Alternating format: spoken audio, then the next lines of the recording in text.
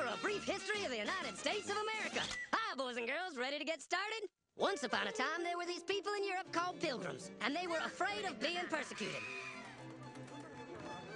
So they all got in a boat and sailed to the New World where they wouldn't have to be scared ever again. Oh, I'm so relaxed. I feel so much safer. But as soon as they arrived, they were greeted by savages, and they got scared all over again. So they killed them all. Now, you'd think wiping out a race of people would calm them down, but no. Instead, they started getting frightened of each other. Witch! So they burned witches.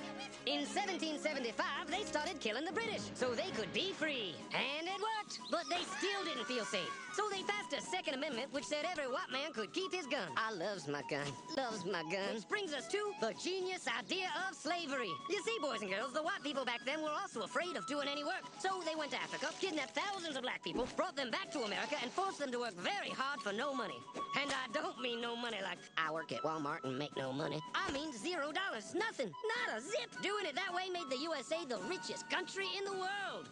So did having all that money and free help calm the white people down? No way. They got even more afraid. That's because after 200 years of slavery, the black people now outnumbered the white people in many parts of the South. Well, you can pretty much guess what came next. The slaves started rebelling. There were uprisings, and old master's heads got chopped off. And when white people heard of this, they were freaking out and going, I want to live. Don't kill me, big black man.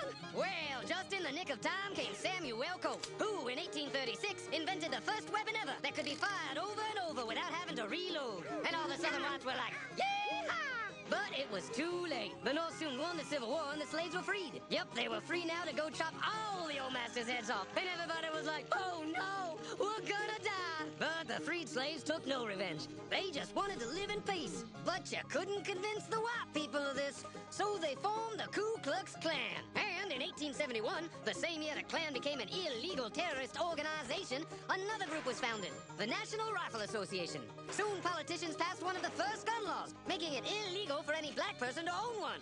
It was a great year for America, the KKK and the NRA. Of course, they had nothing to do with each other, and this was just a coincidence. One group legally promoted responsible gun ownership, and the other group shot and lynched black people. And that's the way it was all the way to 1955, when a black woman broke the law by refusing to move to the back of the bus. White people just couldn't believe it. Huh? Why won't she move? What's going on? Man, all hell broke loose. Black people everywhere started demanding their rights, and white people had a major freaky fear meltdown, and they were all like, run away! Run away! And they did. They all ran fleeing to the suburbs where it was all white and safe and clean. And they went out and bought 250 million guns and put locks on the doors, alarms in the houses, and gates around the neighborhoods. And finally, they were all safe and secure and snug as a bug.